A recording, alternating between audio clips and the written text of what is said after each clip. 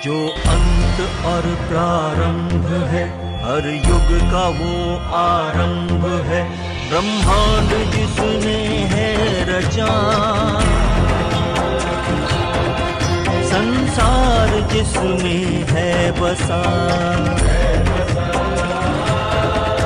ये कथा देवकी नंद की।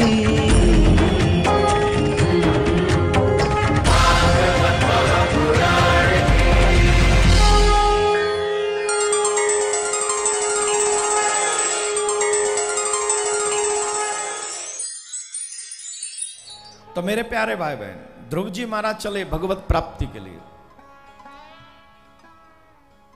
तपस्या की। जिस समय में 60,000 वर्ष तप करे व्यक्ति, उसके बाद भी भगवत दर्शन होगा कि नहीं कोई कंफर्म नहीं। उसी समय में श्री ध्रुव जी महाराज ने मात्र 6 महीने में भगवान को प्रसन्न कर लिया। 6 महीने में भगवान प्रकट हो गए। शंकर चक्र गदा पद्म चतुर्भुजी रूप में मेरे प्रभु प्रकट हुए और ध्रुव जी से कहने लगे, ध्रुव मैं तुम्हारी तपस्या से प्रसन्न हूं, तुम्हें जो भी वरदान चाहिए तुम मांग लो। बताओ तुम्हें क्या चाहिए, जो चाहिए सो मांग लो। अब ध्रुव जी सोच रहे हैं, मैं तपस्या करूं, ये मां ने बता दिया, इस मंत्र का जाप करूं, ये गुरु जी ने बता दिया, लेकिन भगवान आ जाएं तो मैं कैसे उनकी वंदना करूं, कैसे उनके गीत गाऊं? ये तो न मैंने मां से पूछा न गुरुदेव से पूछा, अब मैं क्या करूं? अब सोचने में अब होठ फड़फड़ आ रहे हैं। दुनिया की सबसे बड़ी सुपर पावर उनके सामने खड़ी है, सर्वशक्तिमान नारायण भगवान खड़े हैं। अब वो कैसे बोलना चाह रहे लेकिन बोल निकल नहीं पा रहे हैं, क्या करें? नारायण भगवान समझ गए, मेरा बालक भक्त जो है बोलना तो चाह रहा है पर बोल नहीं पा रहा है। भगवान आगे बढ़े और अपना शंख ध्रुव के कपोल से लगा दिया। और भगवान की कृपा से क्या होता है? मूकम करोति वाचालम पंगुम लंघ्यते गिरिं यत्कृपातम हम वंदे परमानंद माधवम। अगर भगवान कृपा कर दें तो गूंगा बोलता है, बहरा सुनता है, लंगड़ा पहाड़ चढ़ता है। कब? जब भगवत कृपा हो जाए तब। ये भगवत कृपा का ही दर्शन है मेरे भाई बहन। यहां जो इतना बड़ा जन सैलाब आया हुआ है पूरे मुंबई महाराष्ट्र से, ये जीता जागता भगवत कृपा का ही प्रत्यक्ष दर्शन है। बहुत से लोग हमसे कहते हैं, महाराज आप ट्रकों में भर भर के कहां से पब्लिक मंगाते हो? मैंने कहा हमारे पास तो टेम्पू भी नहीं है भैया। ट्रक तो बहुत लंबा चौड़ा होता है, ट्रक ट्रक ट्रक कहां, टेम्पू भी नहीं, रिक्शा भी नहीं। ये भक्तों की भीड़ बुलानी नहीं पड़ती। जो सच्चे जिज्ञासु होते हैं, जो कन्हैया के सच्चे दीवाने होते हैं, वो अपने आप दौड़े चले आते, अपने आप।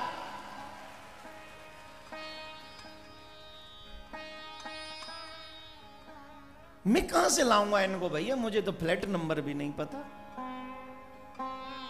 ये कौन कौन से फ्लैट में रहते हैं आई डोंट नो। हाँ मुझे नहीं पता, लेकिन मेरे कन्हैया को सबका घर का नंबर और टेलीफोन नंबर भी मालूम है। उनका कनेक्शन डायरेक्ट दिल तक जुड़ा हुआ है। और जिनका कनेक्शन गोविंद से है वो बिना बुलाए चले आते हैं, वो बिना बुलाए चले आते हैं। बताइए मैंने बुलाया आपको? कितनी जल्दी मना कर रहे हैं। मैंने नहीं बुलाया, ठाकुर जी ने बुलाया, गोविंद ने बुलाया, राधा रानी ने आपके ऊपर कृपा करके बुलाया। वरना सारे थोड़ी आ गए भयंदर के यहाँ, सारी मुंबई थोड़ी आ गई। ये तो एक मोहल्ला भी नहीं है यहाँ। यहाँ तो पहाड़ के ऊपर पहाड़ छोड़ो, फ्लैट के ऊपर फ्लैट है महाराज। एक एक आदमी पे कई कई फ्लैट हैं, ऊंचे ऊंचे आसमान से। एक दिन भगवान न करे बहुत ऊंची बिल्डिंग है यहाँ पे। एक गांव बस रहा है एक बिल्डिंग में।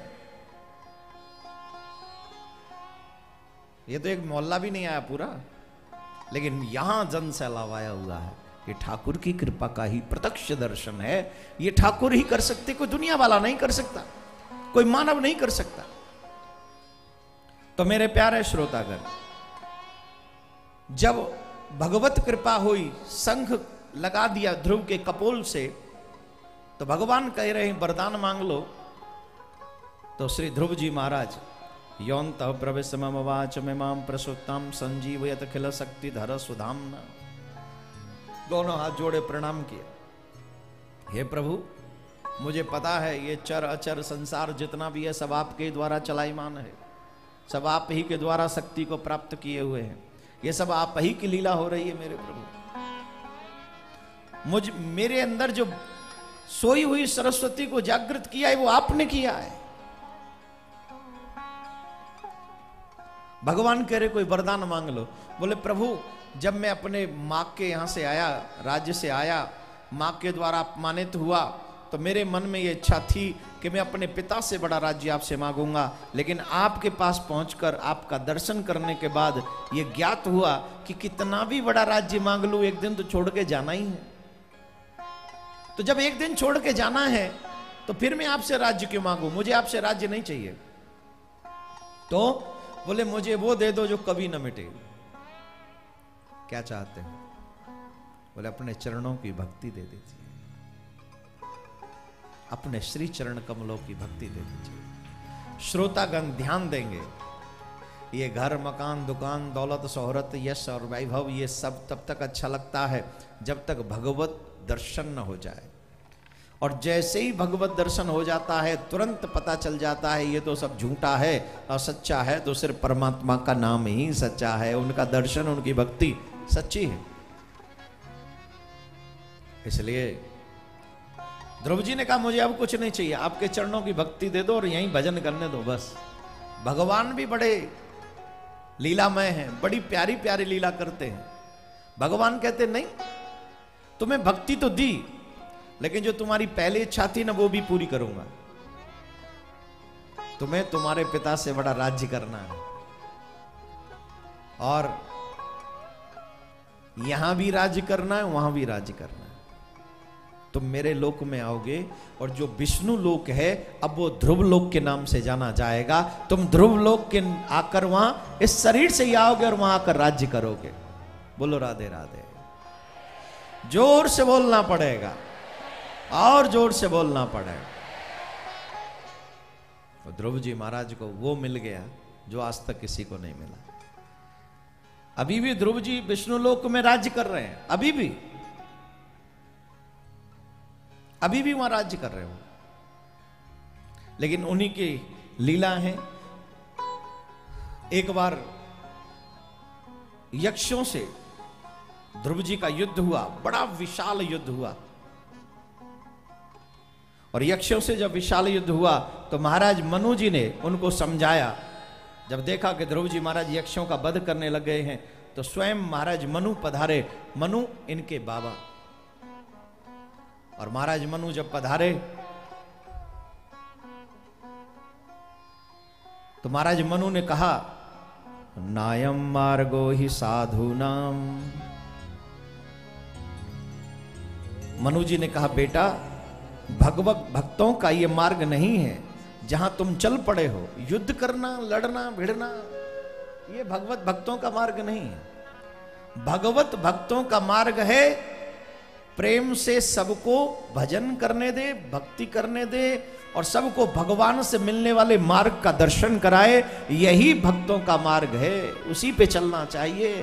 राधे राधे बोलना पड़ेगा, जोर से बोलना पड़ेगा। ध्रुव जी महाराज ने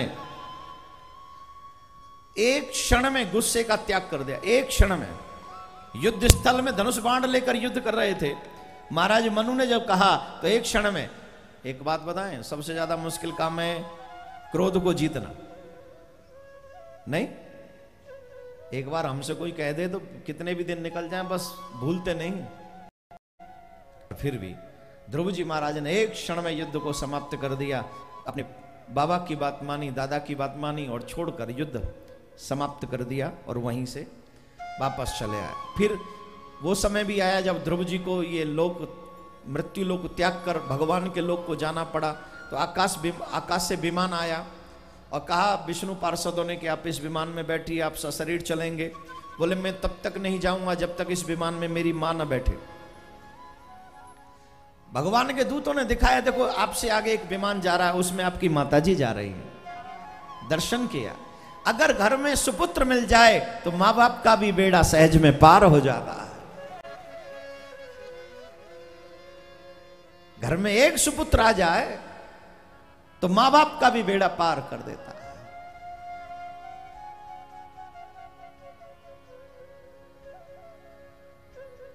लेकिन सुपुत्र हो तब ध्रुव जी अपनी मां को देख रहे जाते हुए, उसी समय मृत्यु आई। मृत्यु ने कहा आप मेरा वर्ण कीजिए। भगवान ध्रुव जी ने कहा कि भगवान ने मुझे सशरीर बुलाया है।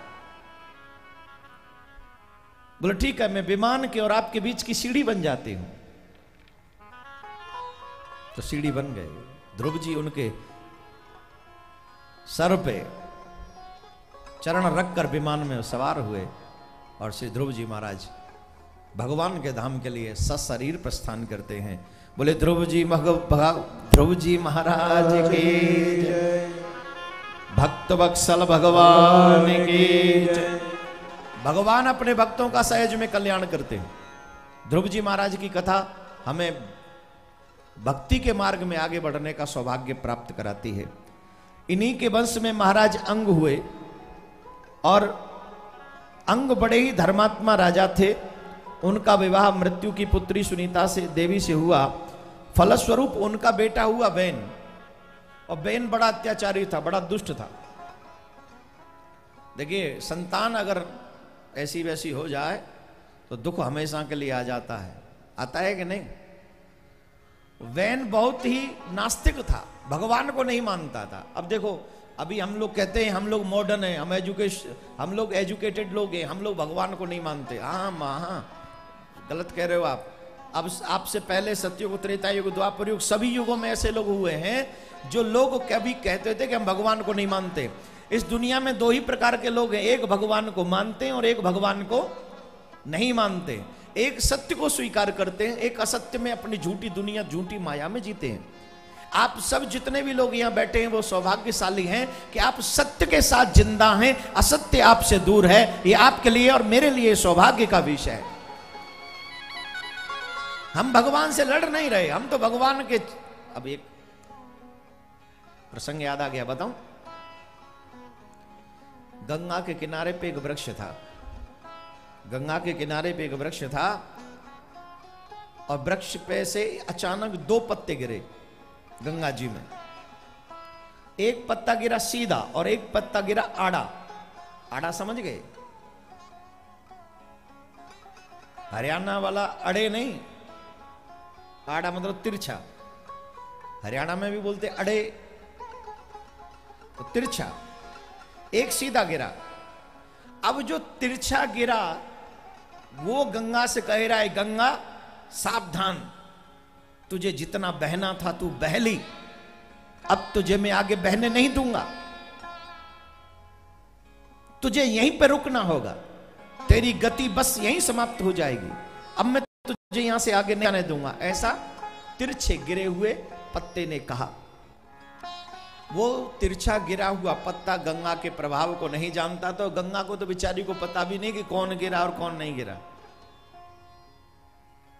अब वो लड़ रहा है, गंगा को रोकना चाहता है। एक छोटा सा पत्ता गंगा को रोकना चाहता है जबरदस्ती। वो लड़ रहा है, वो जिद कर रहा है, लड़ रहा है अपने आप से। लेकिन गंगा की लहरों से कब तक लड़ेगा? नहीं लड़ सका। उसकी जान पे बनाई, और जान पे बनाई, उसका परिणाम बाद में बता दूंगा। एक जो पत्ता था वो गिरा सीधा, उसका उद्देश्य दूसरा था। उसने कहा आओ गंगा, मैं तुम्हें तुम्हारे गंतव्य तक पहुंचाता हूं, मैं तुम्हें गंगा सागर तक लेके चलता हूं। और वो उस मस्ती में जा रहा है ये सोच के कि गंगा को मैं लेके जा रहा हूं। वो अपने आप में मस्त है, वो आनंदित है, वो मगन है, वो खुशी में झूम रहा है। लेकिन वो लड़ रहा है, उसकी जान पे मुसीबत है, उसके चितड़े चितड़े हो गए, समाप्त हो गया, दुखी हो गया, मर ही गया तो और क्या बचा। लेकिन वो जो गंगा में सीधा बह रहा था, वो सोच रहा था कि मैं गंगा सागर तक उसकी यात्रा कंप्लीट कराने निकल पड़ा हूं। सच यह है, न तो गंगा को सीधे गिरने वाले से मतलब था और न गंगा को तिरछे गिरने वाले से मतलब था। गंगा को दोनों के बारे में पता नहीं था। गंगा तो अपने पिया से मिलने की धुन में ऐसी मदमस्त हुई चली जा रही थी, उसे किसी की कोई परवाह नहीं थी। वो मदमस्त होती हुई चली जा रही थी अपने पिया से मिलने के लिए। लेकिन एक प्रश्न उठता है, तिरछे गिरे हुए पत्ते ने क्या पाया और सीधे गिरे हुए पत्ते ने क्या पाया? तिरछे गिरे हुए पत्ते ने तकलीफ पाई और सीधे गिरे हुए पत्ते ने मुसीबत नहीं बल्कि आनंद की प्राप्ति की। तो जो भगवान को प्राप्त करना चाहते हैं वो यस करके चलते हैं, और जो दुख पाना चाहते हैं वो नो करके चलते हैं। इतिहास गवाह है, जिन्होंने कहा है कि I don't believe in God, I don't believe in religion, वो हमेशा दुख पाए हैं, हमेशा, एक बार नहीं, हमेशा। और जिन्होंने भगवान को मान लिया है वो कभी दुख नहीं पाते, वो हमेशा सुख पाते हैं, वो आनंद में बह निकलते हैं, उनकी खुशियों का कोई ठिकाना नहीं। अब बहन कह रहा है, वो कहता है मैं भगवान को नहीं मानता।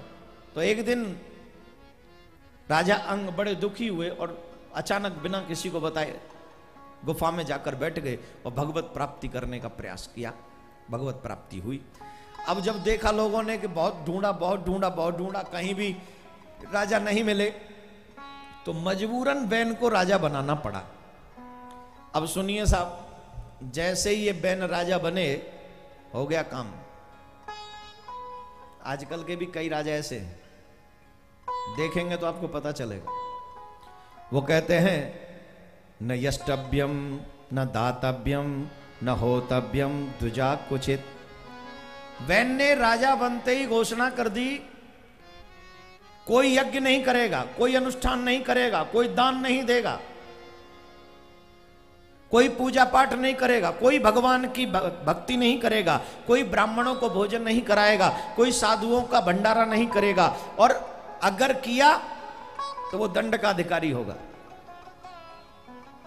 हां, अगर तुम्हारी कोई मजबूरी हो, तुम्हें करना ही पड़े, तो तुम सिर्फ एक ही काम करना, मेरे ही नाम से भजन करो, वैनाय नमः। यज्ञ करना हो तो वैनाय स्वाहा, सिर्फ मेरे नाम से। Hello, excuse me my dear. उस समय ऐसे लोग थे, आज भी ऐसे लोग हैं कि नहीं? जवाब दीजिए, हैं कि नहीं?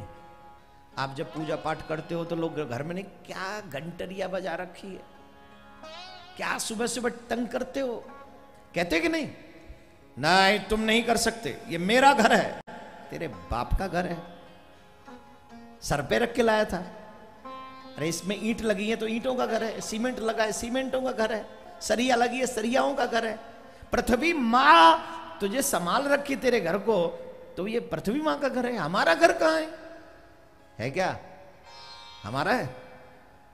और यहां तो फ्लैट सिस्टम है, नीचे का हिला नहीं, ऊपर के अपने आप राधे राधे गोविंद गोविंद राधे। मुंबई है भाई, टेंशन लेने का नहीं।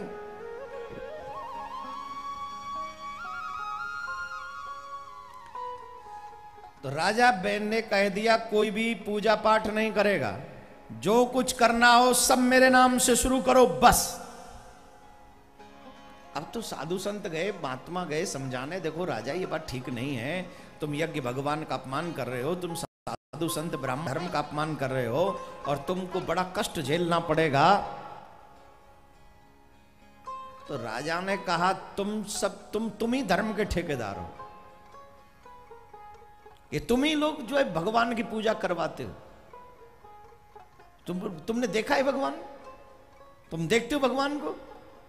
झूठा, अधर्म को धर्म बनाकर। अरे तुमने सुना नहीं, राजा में ही सारे देवी देवता वास करते, मैं तुम्हारा भगवान हूं, तो मेरी पूजा करो।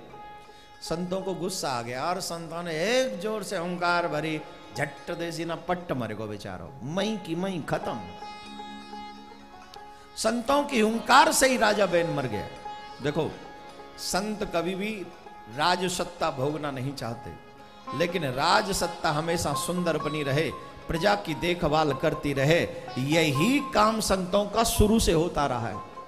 हमेशा से संत यही चाहते हैं कि हमारा भारत का जो राजा हो वो धर्म को, प्रजा को, सबको साथ में लेकर चले, और जो सबको साथ लेकर चलने की क्षमता हो वही व्यक्ति राजा बने। ये हमारे भारत के साधु महात्मा अब से नहीं, बहुत पहले से चाहते हैं। अब बैन तो मर गया, अब संत बोले ले जिए और एक्स्ट्रा एक काम हो गया। हम तो आए थे राजा को सुधारने, राजा तो सुधार ही गया।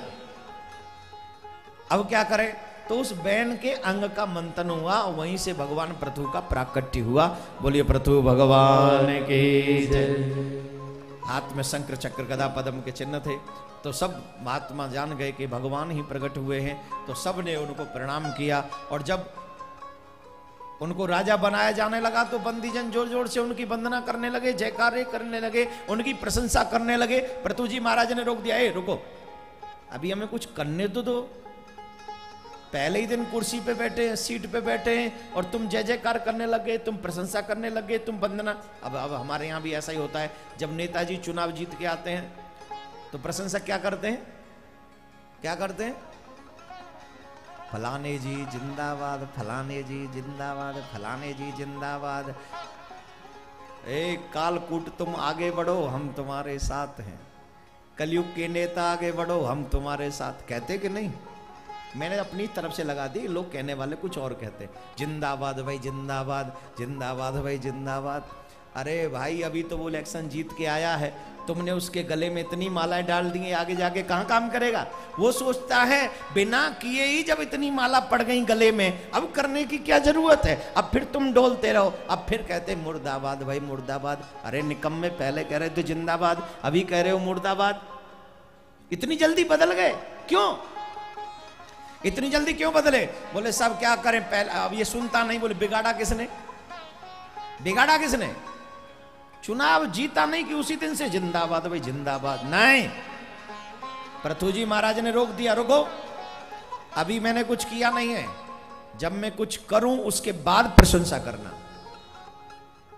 याद रखिए, जिन राजाओं को आप जिता दो उनसे उसी समय उनकी बड़ाई मत करिए, उनसे कुछ काम होने दो, फिर उनके कामों की प्रशंसा आप कीजिए। पृथु जी महाराज ने रोक दिया सबको, और फिर पृथु जी महाराज ने प्रजा को बुलाया, प्रजा से पूछा भाई क्या समस्या है? तो बोले महाराज फिलहाल तो अन्न की समस्या है, खाने के लिए अन्न नहीं है, खाने के लिए अन्न नहीं है। बोले ठीक है। पृथ्वी माँ से कहा कि आप अन्न दे दो।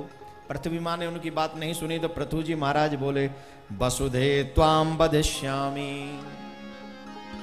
हे पृथ्वी, तुम मेरी बात नहीं मान रही हो, मैं तुम्हारा वध कर दूंगा। उसी समय पृथ्वी गौ का रूप धारण करके प्रकट हो गई और कहने लगी राजन आप मुझे मत मारिए। आपके जो पिता हैं ना राजा बैन, उन्होंने सारा धर्म नष्ट कर दिया था। मैं तो तभी प्रसन्न होती हूं जब व्यक्ति धर्म करता है। जब व्यक्ति धर्म करता है, जीव जिस जिस भूमि पर, जहां जहां जिस जिस शहर में, गांव में, घर में धर्म होता है, वहां मेरी प्रसन्नता बनी रहती है। व्यक्ति एक अन्न का दाना देता है, मैं सहस्त्रों अन्न के दाने उसे बदले में लौटा देती हूं। लेकिन जब जीव अधर्म करता है, जब जीव धर्म से दूर चला जाता है, तो फिर मैं प्रसन्न नहीं होती और वहीं पर अकाल पड़ जाता है। आपके राजा ने इतने अधर्म किए कि अब मैं दूं तो दूं कैसे? पर आप जैसा धर्मात्मा राजा अब आ गया है, तो अब आप जो कहेंगे, लो मैं गाय के रूप में आ गई हूं, जितना चाहिए सब ले लीजिए। बोलो राधे राधे। जोर से बोलना पड़ेगा, और जोर से बोलना पड़ेगा। तो एक बार पृथु जी महाराज ने यज्ञ करने का मन बनाया और यज्ञ पे यज्ञ करते चले गए, यज्ञ पे यज्ञ करते चले गए। तो देवराज इंद्र को समस्या लगने लगी, क्योंकि 100 अश्वमेध यज्ञ कर लो वो इंद्र बन जाता है। जो व्यक्ति 100 अश्वमेध यज्ञ करेगा वो इंद्र बन जाता है। अब इंद्र को लगा कि महाराज इतनी यज्ञ कर रहे हैं, कहीं इनको इंद्र बनने का शौक तो नहीं चढ़ गया। तो उन्होंने एक बार घोड़ा चुरा लिया। पृथु जी महाराज के पुत्र ने उसको परास्त किया, इंद्र को, घोड़े को ले आए। दोबारा फिर यज्ञ किया, फिर घोड़ा चुरा लिया। अब के ब्राह्मण बनकर आए, चुरा के ले गए।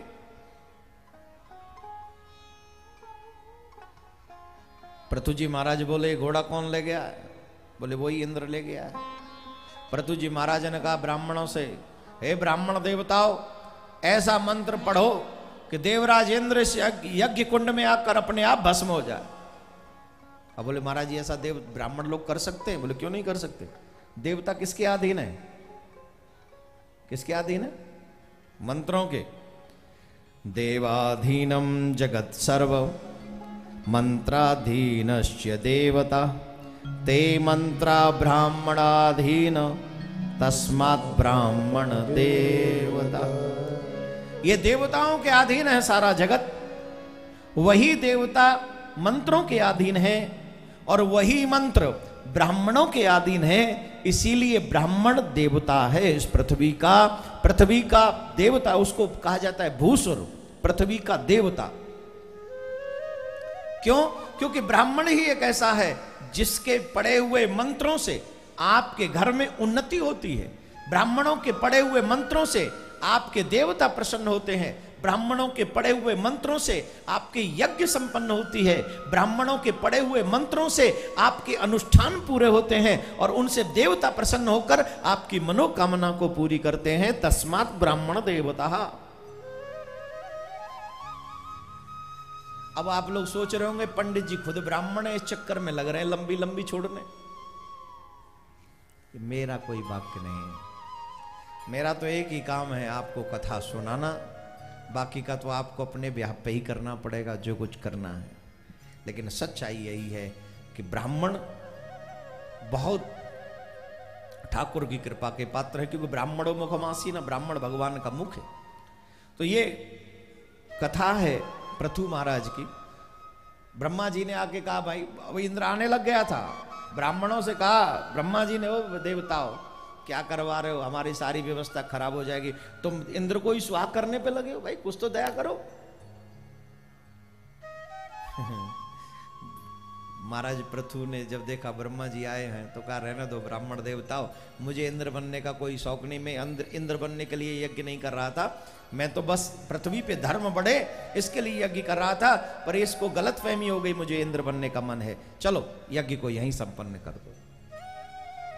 एक क्षण में क्षमा भी कर दिया। उन्हीं के वंशों में ये अनेक कथा है। एक दिन सनकादिक ऋषि पधारे पृथु महाराज के पास में, और पृथु महाराज ने हाथ जोड़कर उनसे जब सुंदर उपदेश सुना तो पृथु जी महाराज दोनों हाथ जोड़कर खड़े होकर कहते हैं, इत सर्व निवेदितम, ये जितना सब कुछ है मैं आप ही के चरणों में समर्पित कर रहा हूं। आपने मुझे इतना सुंदर उपदेश दिया है कि मैं इसके बदले में आपको कुछ भी दे दूं तो भी पर्याप्त नहीं है, तो जो भी मेरे पास है सब आपका। पहले लोग जो कहा करते थे ना, एक बात बताऊंगा 1 लाख रुपए की है, कहते थे कि नहीं भाई, लाख रुपए की बात है, कहते थे कि नहीं, बताओ लाख रुपए की बात है, कहते थे। आजकल किसी को लाख रुपए की बात अच्छी लगती है? आजकल विषय युक्त बातें अच्छी लगती हैं, लाखों की बातें अच्छी नहीं लगती। और जिनको विषय युक्त बातें अच्छी लगती हैं उन्हें ये बातें दुकान लगती हैं, और जिनको इन बातों का महत्व मालूम है उन्हें दुनिया कूड़ा करकट लगता है। सबसे बुरी जगह अगर कोई है तो वो वासना युक्त बातें हैं। राधे राधे बोलना पड़ेगा, जोर से बोलना पड़ेगा। श्री पृथु जी के वंश में ही प्राचीन भैरवी हुए। वो बहुत यज्ञ करते थे, लेकिन वो हिंसक, वो पशुओं की बलि देते थे, बहुत पशुओं की बलि देते थे। तो एक दिन देवर्षि नारद आए, और देवर्षि नारद ने आके उनको समझाया कि यज्ञ में बलि देना बंद करो। और ये कथा जरा ध्यान से सुनना, अब मैं जो बोल रहा हूं, पुरंजन की कथा, पुरंजन और पुरंजनी। राधे राधे बोलना पड़ेगा। देवर्षि नारद ने प्राचीन भैरवी को दिखाया, देखो जितने पशु पक्षियों की तुमने बलि दी, लोग अर्थ अपने अपने हिसाब से निकालते हैं, वहीं पे गड़बड़ होती है। और जब अपने अपने हिसाब से अर्थ निकाल लेते हैं तो वो फंस जाते हैं। अब एक जगह पर एक व्यक्ति ने कहा कि वेद पढ़ना पाप है, तो वो पूरे गांव में ढिढोरा पीटने लग गया, वेद पढ़ना पाप है, वेद पढ़ना पाप है। अब एक पंडित जी आए, बड़े विद्वान थे, उन्होंने उनसे कहा आप हमें वेद मत सुनाना। क्यों? बोले कि हमारे गांव में एक व्यक्ति है, वो कहता है वेद पढ़ना पाप है। वेद पढ़ना पाप है? बोले कहां लिखा है वेद पढ़ना पाप है? तो दिखाया, बोले यहां लिखा है, ये वेद में ही लिखा था वेद पढ़ना पाप है। लेकिन पीछे पढ़ा तो उसमें लिखा था अशुद्ध अवस्था में वेद पढ़ना पाप है। अशौच अवस्था में जब तक आप स्नान ध्यान न करें, जैसे कहीं से आए हैं लेके वेद बैठ जाओ, इट्स नॉट गुड, वो पाप है। अब उसने उस बात को तो कहा ही नहीं, उसने कहा वेद पढ़ना पाप है, एक ही बात पढ़ी उसने बस। तो लोग अपने अपने हिसाब से अर्थ करते हैं, लेकिन सच यह है कलयुग में तो वैसे ही सब ये जो पशु बलि देते हैं सब वर्जित, नहीं देनी चाहिए। किसी मानव को, किसी जीव को नहीं मारना चाहिए, किसी को भी नहीं। ये सब में भगवान बसता है, इनको मारने की कोई आवश्यकता नहीं। तो उस समय देवर्षि नारद ने पुरंजन की कथा सुनाई, और बड़ी सुंदर कथा है। एक दिन पुरंजन अपने मित्र अविज्ञात के साथ में भ्रमण करने के लिए निकला। उसने कहा भाई देखो हमें घूमने का मन है, चलो देख कर आते हैं। तो अनेकों शहर, अनेकों गांव, अनेकों जगह पे घूमता रहा, फिरता रहा, घूम घाम के आ गया। उसको कहीं अच्छा नहीं लगा, तो उसे एक 9 द्वारों वाली एक नगरी बहुत अच्छी लगी। उसमें वो अपने मित्र से कहने लगा मैं इस नगरी में जाकर आना चाहता हूं। बोले जाओ पर जल्दी लौट आना, कहीं रह मत जाना। बोले नहीं, गया और आया। बोले ठीक। पुरंजन उस नगरी में गया, और पुरंजन जब उस 9 द्वार की नगरी में प्रविष्टित होते हैं तो सबसे पहले वहां पर एक बहुत सुंदरी थी, उससे उसकी मुलाकात हो गई। और जैसे उस सुंदरी से मुलाकात हुई तो जब जीव अकेला भ्रमण करता है और जब किसी सुंदरी से मिलना हो जाता है तो जीव अटक जाता है। उस सुंदरी को देखा, झट मोहित हो गया। देवी तुम तो बड़ी सुंदर हो, बहुत ही सुंदर हो, तुम कौन हो? बोले जी मेरा नाम तो मुझे भी नहीं पता। बोले बुरा न मानो तो तुम मुझे बहुत प्यारी लग रही हो, मुझे तुमसे शादी करनी है, क्या तुम मेरे साथ रह सकती? बोले हाँ ठीक है, मेरा भी कोई नहीं है। उस नगर की देखभाल 10 सैनिक कर रहे थे। एक उसका सेनापति था, एक 5 फन वाला वो सर्प था। मैं तो इन्हीं के साथ में रहती हूं। आप आ गए तो बोले अब तुम्हारा नाम क्या है? बोले मेरा कोई नाम नहीं है। बोले ठीक है, मेरा नाम पुरंजन और तुम्हारा नाम पुरंजनी। बोले ठीक है जी, यही ठीक है। अब तो साहब पुरंजन इतने मगन हुए,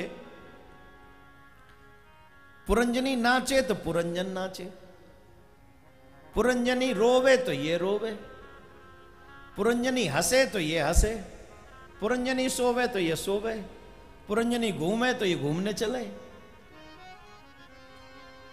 पुरंजनी जो करे वही ये करे। यही हालत है ना। नई नई शादी हुई हो और देवता घर ना आए, फिर देवी जी पुरंजनी कहां रह गए? आज मेरा मन था जू घूमने का, ले चलो घुमा लाओ। पुरंजन बोला अभी आया, जट गाड़ी ले आए। और अब पुरंजन और पुरंजनी दोनों जुहू बीच पे जाएंगे, पाव भाजी खाएंगे और थोड़ा बहुत नारियल पानी पी के उसको समुद्र में फेंकाएंगे।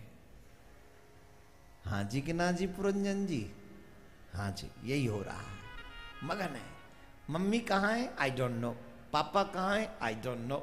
पुरंजन कहाँ है? I know very well. Puranjani कहाँ है? इन माई। राधे राधे बोलना पड़ेगा, जोर से बोलना पड़ेगा। तो ये हाल है। अब साहब ये सब होते होते होते होते होते होते कुछ समय निकला, और जब कुछ समय निकला तो एक भयंकर सी एक कन्या आई। वो भयंकर सी जो कन्या आई उसका नाम था जरा। अब वो जहां जहां जाए मृत्यु लोक में किसी से शादी करने के लिए सब मना कर दें।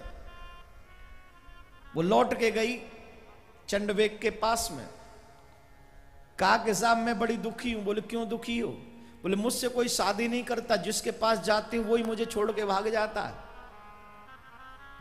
तो उन्होंने कहा चिंता मत करो, आज से तुम हमारी बहन हो, हम तुम्हारी शादी करवाएंगे। ये देखो,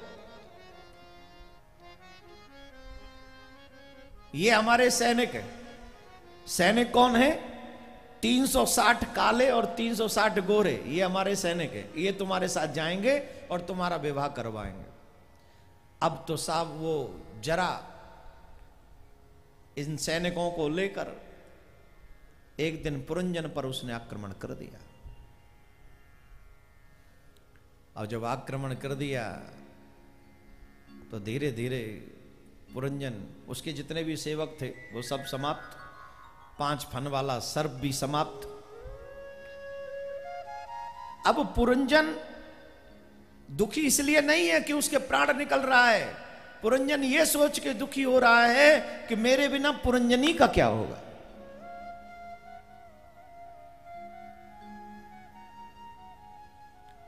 और मरते मरते मरते मरते उसके चित्त में जो ध्यान था वो पुरंजनी का मतलब स्त्री का था। और हमारे शास्त्रों में ऐसा कहा गया है, अंत मति सुगति, अंत में मरने वाले की जैसी मति होती है उसकी दूसरे जन्म में वैसी गति होती है। पुरंजन दूसरे जन्म में स्त्री बना, राजा के साथ में उसका विवाह हुआ, बाल गोपाल हुए।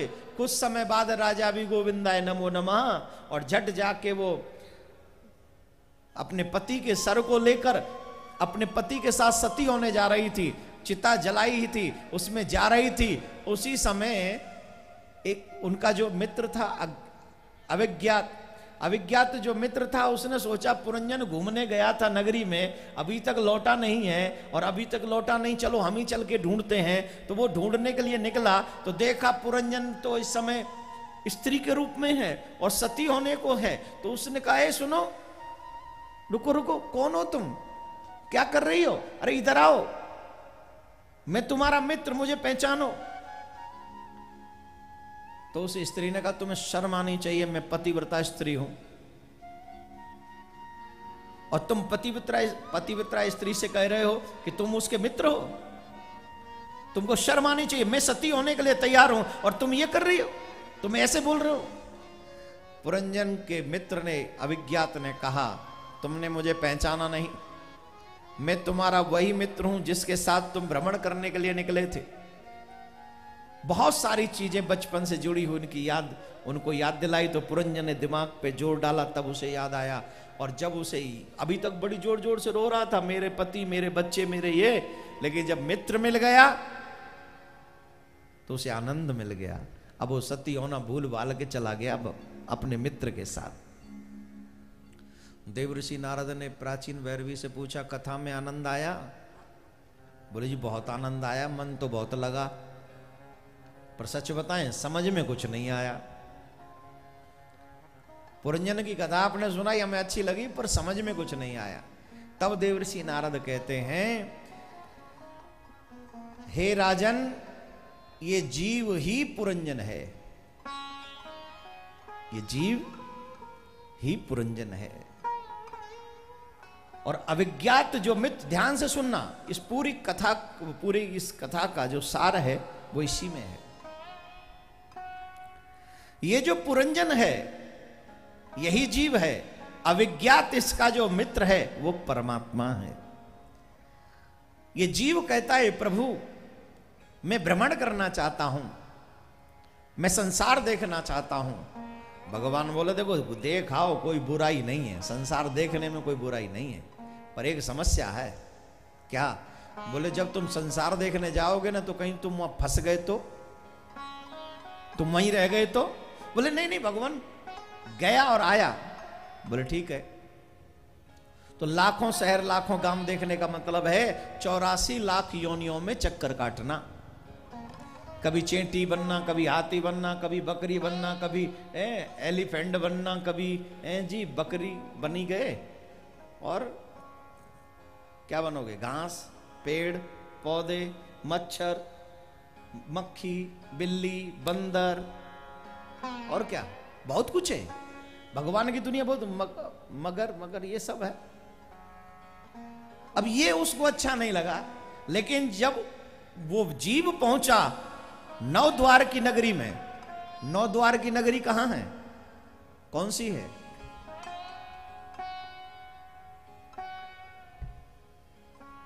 ये मानव नगरी 9 द्वारों से सुसज्जित है, और इस नगरी में आकर जीव जाना नहीं चाहता।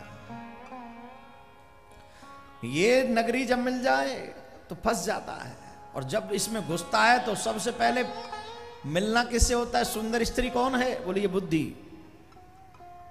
इसके चक्कर में फंसता है आदमी। जो जो बुद्धि कहती है वो वही करता चला जाता है। कहती है सो जा तो सो गया, उठ जा तो उठ गया। ये उसके साथ में होता है, वो बुद्धि के चक्कर में फंस जाता है। 5 ज्ञानेंद्रिय, 5 कर्मेंद्रिय, ये इस नगरी के सैनिक हैं, और इन 10 इंद्रियों का सैनिक जो सेनापति है वो मन है। 5 प्राण, प्राण, अपान, उदान, समान और व्यान, ये वो सर्प है, ये हमारे 5 प्राण है। और जरा देवी, ये वृद्धावस्था। वृद्धावस्था कोई चाहता है? जवाब दीजिए, वृद्धावस्था कोई चाहता है? अच्छा, आपका जन्म क्या हुआ था? What is your date of birth? याद है किसी को अपनी? सबको याद है? और आपकी वो मैरिज एनिवर्सरी वाली डेट याद है? आपके घर में बच्चे कौन कौन सी डेट को वो याद है? सब याद है? पक्का? कंफर्म? आप बुढ़े कब हुए वो डेट मालूम है क्या? बताना पड़ेगा प्लीज। आप किस दिन बुढ़े हुए वो डेट बता दीजिए। पुरंजनी के साथ में सोते रहे, गमाते रहे, और कब जरा ने आकर हम में प्रविष्टित हो गई हमें पता ही नहीं चला। टाइम टू टाइम ब्लैक करते रहे इनको, व्हाइट न दिख जाए कहीं से, पॉलिश, और फिर इनको भी खिंचवाते रहे थोड़े थोड़े। माता बहनों का तो कहना ही क्या है। आहा, दुनिया में कोई काम चले न चले पर पार्लर चलेगा जब तक माताएं हैं। कोई भी जीएसटी इस पार्लर को नहीं रोक सकती। Thank you.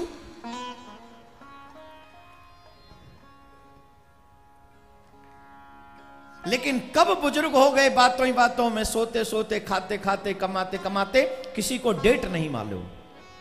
मालूम है क्या? इन 84 लाख योनियों में यों ही चक्कर जीव काटता रहता है, और फिर जब जाकर कभी कोई गुरु कृपा हो जाए, गोविंद की कृपा हो जाए, वो अविज्ञात मित्र पुनः वापस आए और कहे कहां भट गया है, कहां फंस गया है, तब जाके होश आता है, ओ माय गॉड मैं कहां फंसा था। जरा आकर आक्रमण कर देती है, काल आकर हमें पकड़ लेता है। वो 360 ब्लैक एंड व्हाइट, डे और night. Black and white means day और नाइट, दिन और रात, ये स्थिति। यही तो धीरे धीरे हमें बुढ़ापे की तरफ धक्का मार रहे हैं। काल आकर हमें स्वीकार कर लेगा। हे मेरे भाई बहन, ये कथा सुनाने का मतलब मेरा सिर्फ इतना सा है, आप सत्य को समझ लो। धीरे धीरे जीवन चला ही जा रहा है, और जो जीवन चला गया है वो लौट के आने वाला बिल्कुल भी नहीं, बिल्कुल भी नहीं। एक पंक्ति गुनगुनाऊंगा, जरा आप गा सकें तो मेरे साथ गाएंगे? सिर्फ एक पंक्ति। और बता दूं आपको, आस्था चैनल पर यह कथा आज 5 बज के मतलब और 10-15 मिनट चलेगी। इसके बाद आप YouTube चैनल पर चले जाएं, पूरी कथा वहाँ होगी। आप सब यहीं बैठे रहें, आपके लिए तो कथा वही प्रॉपर जो टाइम होता है तब तक चलेगी। दूसरी बात, कल कृष्ण महोत्सव मना जाएगा। जो आस्था पे सुन रहे हैं उनको बता रहा हूँ, यहाँ नहीं। कल पीले पीले वस्त्र पहनकर आना, नंद महोत्सव मनाएंगे बड़ी धूमधाम से। और YouTube चैनल को सब्सक्राइब करना न भूलें, आप सबसे आग्रह है। क्यों इतना, बहुत प्यारा भजन है, एक पंक्ति गाएंगे बस। कोई खड़ा नहीं होगा, कोई भी खड़ा नहीं होगा इस भजन पे, बैठे बैठे ताली बजाएंगे। क्यों इतना इतराए रे ओ माटी के पुतले, क्यों इतना इतराए रे ओ माटी के पुतले, क्यों इतना इतराए रे ओ माटी के पुतले, क्यों इतना इतराए रे ओ माटी के पुतले, माटी के पुतले ओ माटी के पुतले, माटी के पुतले ओ माटी के पुतले, हो तेरा जीवन बीता जाए रे ओ माटी के पुतले, जीवन बीता जाए रे ओ माटी के पुतले, क्यों इतना इतराए रे ओ माटी के पुतले, क्यों इतना इतराए रे ओ माटी के पुतले। हीरा है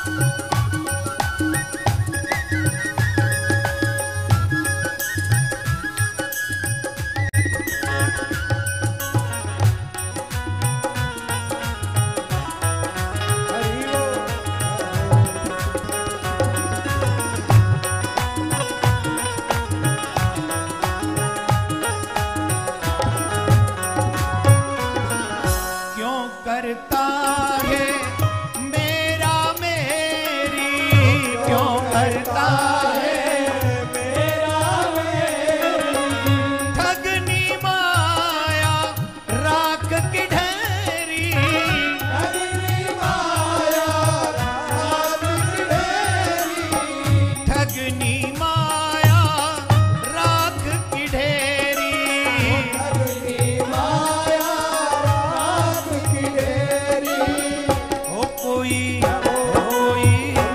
कोई मिले ना तो ये भलाई रे ओ माटी के पुतले, मिले ना कोई भलाई रे ओ माटी के पुतले। ये जरूरी तो नहीं है कि खड़े होके नृत्य होता है, बैठे बैठे भी हो सकता है ना। दोनों हाथ ऊपर करिए, दोनों हाथ ऊपर करिए। हो क्यों इतना इतराए रे ओ माटी के पुतले, क्यों इतना इतराए रे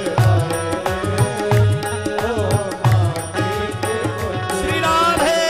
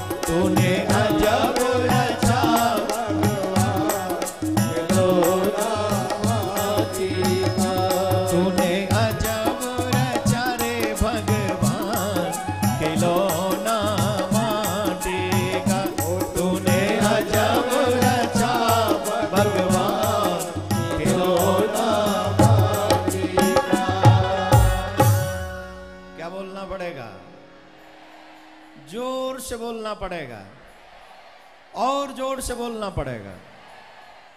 कौन कौन चाहता है हम सबका बेड़ा पार हो जाए? पक्का सब चाहते हैं? एक उपाय करेंगे। उपाय बड़ा सुंदर है। आप अगर चाहते हैं कि हम सबका कल्याण हो जाए तो दया सर्वभूतेषु, सब लोगों पे दया करो और अपने आप को संतुष्ट करने की, मतलब संतोषी बनाने की भी कोशिश करो। दरिद्रो यस्य तृष्णा विशाला। इस संसार में सबसे बड़ा दरिद्री कौन है? बोले सबसे बड़ा दरिद्री व्यक्ति वो है जो अपनी इच्छाओं को बढ़ाता ही चला जाता है, कभी अपनी इच्छाओं का दमन नहीं करता, मारता नहीं है, रोकता नहीं है। उससे बड़ा दरिद्री कोई नहीं, सबसे बड़ा दरिद्री है वो। इच्छाओं की वजह से ही उसका बार बार जन्म और बार बार मरण होता है मेरे भाई बहन। इसलिए हम सबको चाहिए कि हम और आप सभी जितना हो सके इच्छाओं को कम पालें, जितना हो सके भगवत भजन करें। यह सुंदर कथा। इसके बाद में प्रियव्रत जी की कथा आती है। प्रियव्रत जी के वंश में ऋषभदेव भगवान का प्राकट्य होता है। ऋषभदेव भगवान जिन्होंने जैन धर्म प्रारंभ किया, जैन धर्म प्रारंभ हुआ है ऋषभदेव भगवान से। उनके पुत्र भरत जी महाराज के 3 जन्मों का वर्णन आता है। 3 जन्मों का वर्णन भागवत में भरत जी महाराज के आता है। पहले वो राजा भरत, फिर मृग बने और फिर ब्राह्मण भरत, जिनका नाम जड़ भरत हुआ। लेकिन आज हम आपको कथा सुनाना चाहते हैं भक्त शिरोमणि श्री प्रहलाद जी महाराज की। जरा ध्यान से सुनना। जो जो अपने आप को भगवान का भक्त कहते हैं, एक तो होता है अपने आप को भक्त कहलवाना, और एक वाकई भक्ति को प्राप्त करके भक्त बन जाना। तो जो सच्चे मन से ठाकुर की भक्ति करते हैं और भक्त बनना चाहते हैं, उनको एक बात समझ लेनी चाहिए कि जब आप भक्ति के पथ पे चलोगे तो मुश्किलें तो आएंगी, कठिनाइयां तो आएंगी। उन कठिनाइयों को ही पार करके जो आनंद प्राप्त होता है और उसके बाद जो प्रभु मिलते हैं, वही सच्चे भक्त होते हैं। कठिनाइयों को देखकर वो भागते नहीं है, कभी भी भागते नहीं है। कठिन से कठिन परिस्थिति में भी जीव भक्ति करे, भगवान पे भरोसा न उठने दे। प्रहलाद जी महाराज, जिनके विरुद्ध में कोई और नहीं, उन्हीं का पिता, उनके पिता उनके विरुद्ध हो गए। तू मुझे भगवान मान, अगर तू मुझे भगवान नहीं मानेगा तो तुझे मृत्यु दंड मिलेगा। मेरे भाई बहन, बहुत से लोग तो कथा में इसलिए नहीं आते, बोले महाराज वहां पार्क है, वहां मच्छर खा जाएंगे, मलेरिया हो जाएगा। उन भक्तों का क्या जो तलवार की नोक पर भी बैठकर भक्ति करना नहीं भूले, जो आग में भी बैठकर जिन्होंने भक्ति करना नहीं छोड़ा। ऊपर से वो कहते हैं हम भक्त हैं, वो अपने आप को भक्त कहते हैं। सिर्फ इस डर से नहीं आते कि मच्छर खा जाएंगे पार्क में। यहां नहीं है मच्छर, यहां की बात नहीं कर रहा हूं, लेकिन कई सोचते हो और भी यत्र तत्र। हम महाराज इसलिए नहीं जा सकते, थोड़े प्रॉब्लम है, घर से निकल, ये भक्ति नहीं है। भक्ति का मतलब है कि अगर मुझे भक्ति करनी है तो कितनी भी कठिन परिस्थिति क्यों ना आ जाए, अगर मुझे भगवान की कथा सुनने जाना है, इट मींस जाना है, चाहे जो हो। पर यह आसान नहीं है सबके लिए। इस बात को दिखावा तो सब कर सकते हैं, लेकिन हृदय से पालन करना बहुत मुश्किल है।